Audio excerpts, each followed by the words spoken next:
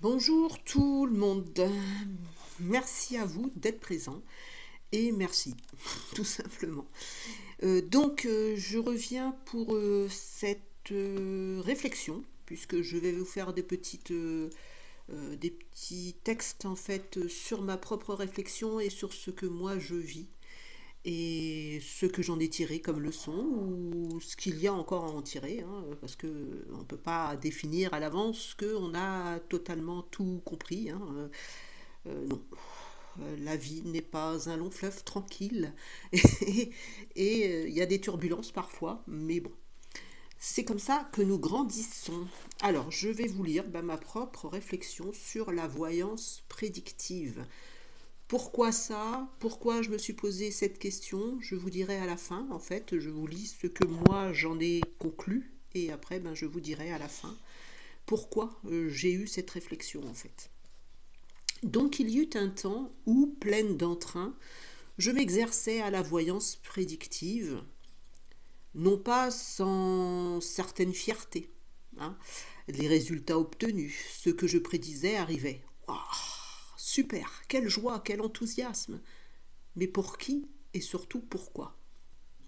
Bien sûr, cela me confortait dans ma confiance en moi, puisque ces fameuses prédictions étaient là pour affirmer mes ressentis du moment, et même si cela mettait un temps pour se réaliser, au final, les prédictions étaient bien là. Comme quoi on attire à soi ce que l'on dit ou qu'on prédit. Et c'est pour ça que je voulais justement avoir ce moment de réflexion pour vous donner un peu ce que moi j'ai ressenti comme voilà, hein, c'est simplement ma réflexion, hein, et bien évidemment, comme toujours, si ça vous convient, c'est tant mieux, sinon, voilà, on passe son chemin. Puis, chemin faisant, justement, je sentais que cela, mais à part servir mon ego, eh bien cela ne me servait pas à grand-chose en fait. Alors me vint la question, mais pourquoi avoir ces informations? Pourquoi nous avertir d'un potentiel danger si au final cela n'est qu'un nuage de fumée déversé au gré du vent vers celui qui veut l'entendre? Au-delà de ces messages, quel en était le but? Puisqu'à chercher le pourquoi, il y a toujours un but à trouver. Je me suis posé maintes fois cette question. Oh, j'y ai souvent répondu au travers des messages que je vous ai partagés. Mais alors pourquoi? Pourquoi revenir sur ce questionnement, là, maintenant? Est-ce vraiment important d'en connaître le raisonnement ou est-ce encore une façon détournée de bloquer des idées? Le but, je veux connaître le but de tous ces messages donnés avec toutes ces entités décédées, car il est bien évident que les vivants doivent garder leur propre discernement. Et il ne me viendrait plus à l'idée d'aller chercher quelques informations croustillantes sur un tel ou un tel. Parce que je l'avoue, je l'ai parfois fait, et cela j'en suis pas très bien fière, hein. Car la première loi pour moi, est de ne jamais interférer dans le champ de quelqu'un qui vit son expérience. Et d'ailleurs, bien mal m'en a pris, car le retour fut un petit peu juste. Je devais m'aligner avec ce que j'avais décrété, et donc ne jamais interférer. Ne jamais interférer, cette phrase a résonné dans ma tête. Un bon moment. Avais-je été prise au doux son de l'involution qui, malgré ma facilité à décrypter les pièges, je m'y étais laissé prendre comme une débutante? Oui, mais l'idée était tellement attirante. Regarder, scruter la vie des autres alors que j'ai tellement à faire déjà avec la mienne. Étais-je dans le rôle d'un sauveur qui veut dénoncer à tout prix, à tout vent, à qui celui veut l'entendre, que là c'est pas bien ou là c'est pas bien? Mais avais-je le droit? Étais-je dans le rôle du sauveur, justement? Parfois, il n'y a qu'un soupçon de pensée qui vient trotter, et si vous n'y prêtez pas attention, cette fausse idée peut prendre le dessus sur votre discernement. C'est ainsi que beaucoup ont vrillé, se laisser appâter par une lumière bien trop reluisante, celle de la vanité. Oui, la réelle lumière doit se gagner par des engagements que l'on se doit de respecter. C'est simple, et pourtant nous recherchons souvent la complication. Nous avons été tellement lobotisés avec des phrases comme « qui aime bien châtie bien ». La vie est un combat de tous les jours. Ah, c'est avec la souffrance qu'on connaît l'endurance, etc., etc. La liste est tellement longue qu'il me faudrait une plombe pour que je puisse vous l'énumérer. Pourtant, maintenant, nous sommes entrés dans l'ère de notre nouvelle éducation. Il nous revient à nous de créer nos phrases, notre quatrain. Tout nous appartient.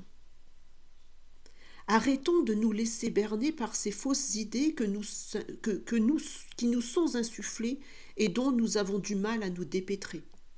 Alors pourquoi nous parler de la voyance prédictive? Tout simplement car j'y ai participé. Et je ne regrette rien, si ce n'est que j'ai évolué et que mes idées ont repris le chemin qui leur était donné à l'origine, c'est-à-dire aider. Être tel que je suis, distribuer mes messages à qui veut les entendre, sans rien attendre. J'ai compris que cette période dite de voyance prédictive n'était là que pour capter des vérités sur ces entités, telles que le colonel Louis Riel, qui voulait simplement donner sa vérité sur sa condamnation et la façon dont ça s'est passé. Puis je me devais de le remercier, et ainsi il pouvait être libéré. C'est également le cas de Dame Janine, de Einstein, de Freud. Chacun avait à faire ou à dire sa vérité. Et comme il m'a été donné le message que chaque mort doit être libérée de leur personnage, j'ai joué mon rôle, et il est temps d'éviter d'en parler car ce serait remuer le couteau dans la plaie. Chaque être doit être un personnage pour un temps donné. Le garder ne serait-ce qu'en pensée, c'est les garder dans une boucle d'éternité, limitée. Notre devoir, au-delà d'être simplement ce personnage pour cette incarnation, cet avatar qui vit l'expérience, ce qui ressort de cette situation, c'est toujours l'élévation de notre conscience, et c'est une évidence. Garder toujours son authenticité, d'être un simple avatar qui doit faire part de ce qu'il vit afin de partager ses ressentis. Rien n'est plus important que cela. Vouloir se croire le grand personnage qui traversera les âges. C'est une absurdité, et c'est continuer à être manipulé parce que l'on en a été, ce personnage que l'on a été en fait. On continue d'être manipulé par ce personnage. Nous sommes à un moment précis une entité avec ses aspérités, ses défis à relever. Puis quand le temps vient de nous effacer, soyons cette grande âme, cette grande dame qui tire sa révérence, en sachant qu'elle avance vers d'autres états de construction. Évitons de la maintenir en sous-évolution, aidons-la plutôt à partir librement vers ce qui l'attend.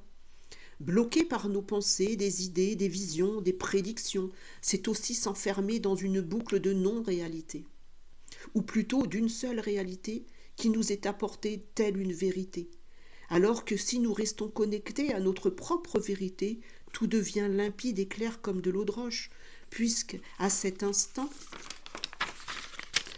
nous sommes notre conscience la plus élevée.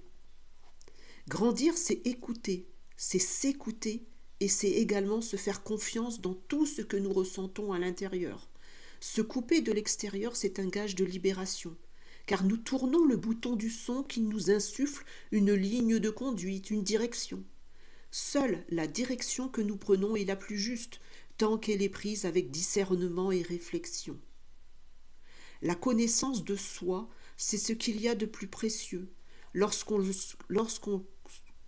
l'on se connaît sur le bout des doigts, on est ainsi apte à déceler l'intrus, le malfrat, celui qui nous dirige vers son chemin et non le nôtre. Savoir capter en toute honnêteté nos propres défauts, afin d'en faire une force. Savoir doser le côté orgueilleux, le côté égotique, se réajuster en permanence, c'est l'assurance de comprendre l'enjeu de cette incarnation. Il n'y a ni mal ni bien, entendez-le bien. Il y a, c'est certain, un état divin, qui nous demande qu'à être maintenus dans un bon flux. Car soyons clairs, nous sommes tous là pour une expérience éphémère, de mise en évidence de nos limitations, nous sommes tous au même niveau d'acceptation de ces limitations pour qu'on puisse prendre conscience de notre grandeur, pas celle matérielle, spirituelle ou émotionnelle. Non, simplement la grandeur de notre essence, cette flamme intérieure qui, elle, ne s'attend pas à ce qu'on lui jette des fleurs. Elle est simplement cette créature naturelle qui renvoie aux autres sa lumière, son étincelle de sagesse et de compréhension au-delà de la barrière des sons. Voilà ce moment de réflexion que j'avais à vous partager. Bien sûr, je ne vais pas battre qui que ce soit ou insuffler quoi que ce soit. Je vous parle juste de moi, ce que j'ai ressenti en faisant cela, puisque je l'ai vécu à l'intérieurement, puisque j'ai fait l'expérience moi-même. Donc, je ne parle pas de ce que je ne connais pas, puisque je l'ai vécu. Donc, je me suis posé la question, pourquoi avoir fait ces prédictions, pourquoi avoir donné ces informations, puisque je m'aperçois que elles ne servent finalement à rien, si ce n'est qu'à peut-être, comme je vous l'ai dit, euh, augmenter un peu plus mon ego en vous disant ah je vous l'avais dit, ah c'était ça. Mais en fait, j'ai eu cette phrase ce matin en me disant si ça sert à rien, ça sert quand même à quelque chose en fait. Quand j'avais la connexion avec le colonel Riel qui me donnait des informations, en fait, ces informations, elles étaient précieuses pour moi finalement. J'avais pas à les distribuer, elles étaient précieuses parce qu'il avait quelque chose à me faire comprendre au-delà de ce qu'on écrit dans les livres de sa mort en fait, de ce personnage. Lui, il voulait me répéter sa vérité. C'était ça simplement, que je redonne un moment de vérité à ce qu'il a été.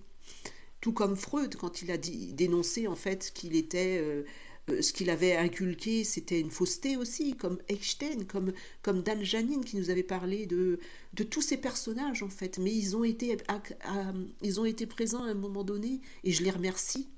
Mais je vais pas continuer à parler avec eux en fait, puisque ça serait comme si je les maintenais dans une boucle qui n'a pas raison d'être. Et c'est ça que je veux vous faire comprendre, c'est que on maintient ce jeu en fait, on maintient cet univers dans lequel nous sommes, parce que nous allons prédire des choses, et quand on prédit des choses, on les dit à l'avance. Ça veut bien dire ce que ça veut dire. On les dit à l'avance en fait. Et donc c'est comme si nous insufflons, sans nous en rendre compte, nous insufflons aux gens qui vont nous écouter une certaine réalité. Mais c'est la réalité de celui qui le dit en fait. Donc à travers ces prédictions, ils pourront vous dire ah oui, mais je vous l'ai dit, ça s'est passé là, ça s'est passé là. Mais avant qu'il y ait ces réseaux sociaux, qu'il y ait tout ça, mais les prédictions, elles passaient juste à celui qui les entendait finalement. Mais maintenant, il y a des répercussions qui sont dans tout un état. Et c'est ça qui est dommageable quelque part, puisque ça va ajouter un ego à celui qui va vous donner ces informations. C'est pas en mal, c'est juste une constatation. Mais moi, j'y étais, j'ai vécu ça. Donc, je peux vous en parler. C'est pas dire quoi que ce soit ou un jugement par rapport à qui que ce soit. C'est un propre jugement sur moi-même, qui j'ai été. Après, les prédictions ne servent pas à grand chose, comme je vous l'ai dit. Moi, maintenant, mon but, c'est d'aller chercher les blessures, ou même s'il n'y a pas des blessures, c'est d'aller chercher les limitations que l'on se fixe. C'est pas seulement des blessures, c'est les limitations que l'on va se fixer en fait. Donc on va se capter à la conscience pour qu'elle nous définisse qu'est-ce qu'il y a comme limitation, qu'est-ce qu'on se donne comme limitation, qu'est-ce qu'on se donne comme blocage en fait. C'est peut-être pas des blessures, ce sont simplement des limitations. Parce que peut-être qu'on a des capacités dont on n'a pas exploité le potentiel, elles restent en jachère quelque part, et simplement on se pose des questions en se disant je comprends pas, j'arrive pas à travailler. C'est juste un déclic en fait pour vous dire que vous avez ces capacités et que si vous pouvez les utiliser parce qu'elles sont là. Libre choix à vous de les utiliser ou pas. Mais c'est parce que c'est un travail personnel et un travail comment je pourrais vous dire, c'est de vous à moi quelque part en fait. C'est pas réservé à la communauté parce que c'est une part d'intimité où on va partager ce que votre conscience va vous donner à un moment donné, mais ça vous est réservé en fait. Mais faire une prédiction qui va s'avérer sur des champs du possible en fait, c'est comme si on va bloquer cette possibilité en fait. on bloque cette possibilité, et en bloquant cette possibilité, on prédit, on dit à l'avance ce qui va se passer. Alors que si justement on arrête de prédire, on laisse les choses se faire, et nous, avec notre propre réflexion, notre propre compréhension intérieure et individuelle, nous sommes aptes à se dire, moi ça ne m'intéresse pas finalement, et donc on change de temporalité, on change de ligne de temps, on change ses prédictions. Mais à continuer puisque moi je donnais des informations, ceux qui m'écoutaient, en fait c'était un cercle, mais qui n'a ni queue ni tête, qui n'a ni fin, ni début ni fin en fait. Et donc quand je me suis aperçue de ça, c'est ça en fait, le but c'était pas de prédire ou de donner des informations, si ce n'est pour libérer ce colonel Riel et dire une vérité, une part de vérité, si ce n'est que ça en fait. Mais au-delà de ça, c'est personnel, des prédictions seront données à un moment précis pour nous-mêmes. Et donc, les donner à une collectivité, entre guillemets, ou une communauté, c'est sortir de cette zone de comment je pourrais dire, qui nous appartient quelque part. Et ça, c'était pas juste. Pour moi, en fait, pour moi, c'était pas juste. Moi, mon but, c'est d'accompagner, de libérer quelque chose. Et là, c'est comme si j'ajoutais une partie de quelque chose que moi j'avais perçu, et j'ajoutais et j'insufflais, sans m'en rendre compte, j'insufflais quelque chose que moi j'avais reçu. Et c'est ça qui n'était pas juste en fait. C'est ça quand on parle de vous donner amende honorable, c'est déjà se donner amende honorable et dire justement, être honnête avec soi-même et dire, des fois, on a eu, justement, comme en réécoutant justement cette réflexion, ce message, c'est se dire, des fois, moi aussi, moi-même, j'ai pu à un moment donné aller trop loin ou vriller quelque part parce que j'avais cette petite partie d'ego qui était encore présente et qui voulait cette reconnaissance à un moment donné. Et ça, c'est être honnête avec soi-même. Et donc, c'est ça, faire amende honorable, c'est être honnête avec soi-même et capter les informations et à un moment donné se dire, ouais, mais là, c'était pas juste. Et donc, c'est bon de réajuster, mais tout, c'est comme on vous dit, à un moment donné, c'était juste au moment où je le donnais. Mais sachant maintenant cela, je ne reviendrai pas vers ces prédictions, puisque pour moi, ça ne me correspond plus. Mon but, comme je répète, c'est d'aller chercher les limitations, où il y a des limitations, pour débloquer ces limitations, ou pour qu'on puisse s'affranchir de tous comme ces messages que je vous disais tout à l'heure, où on nous a inculqué ou lobotisé avec des messages tout faits, et donc nous sommes notre propre créateur, et c'est à nous de créer notre propre perspective et nos propres messages, nos propres dictons, nos propres... je sais pas, c'est à nous en fait, c'est notre rôle à nous maintenant. Ne soyons plus dépendants de ce qui a été dit, soyons les pionniers quelque part dans ce qui sera que nous aurons défini nous-mêmes par rapport à nous, nos ressentis. C'est pas aller insuffler quelque chose parce que j'ai envie que vous me reconnaissiez tant que moi, Isabelle. Mais Isabelle, c'est un avatar. Qu'est-ce que j'en ai à faire? C'est ce que je vous dis. Moi, je vous donne des informations. Après, le personnage, il va s'effacer à un moment donné. Donc, pour moi, au contraire, c'est les laisser partir. Donc, les informations, elles doivent être prises. Elles doivent être... donc, avoir voulu cette reconnaissance à un moment donné, c'était aussi me perdre dans ce qui n'était plus juste, puisque j'avais l'information qu'il faut laisser, justement, passer ces informations. Une fois qu'on les a captées, hop, on les reçoit, on en fait ce qu'on a besoin d'en faire, mais après on les laisse partir.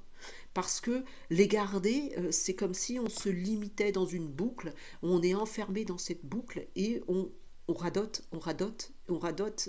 et c'est pas bon non plus. Voilà pour ce que j'avais à vous dire de cette réflexion. Merci à vous en tout cas de m'avoir écouté. Prenez-le comme il vous vient, sans prétention quelconque. Voilà, c'est juste parce que j'avais défini que moi, je me devais de dire ce que j'avais ressenti et que par moment, ben, il y a des justesses et il y a des choses qui ne sont pas si justes que ça, mais il fallait les vivre au moment où je les ai vécues. Donc pour moi, ben, maintenant, je reconnais que ça m'a aidé à un moment donné, mais que c'est le... Il n'y a pas de passé, puisque tout est interactif, mais c'est plus d'actualité, on va dire. D'accord. Allez, je vous embrasse, passez un bon dimanche et prenez bien soin de vous. Merci à vous en tout cas. Gros bisous. Au revoir.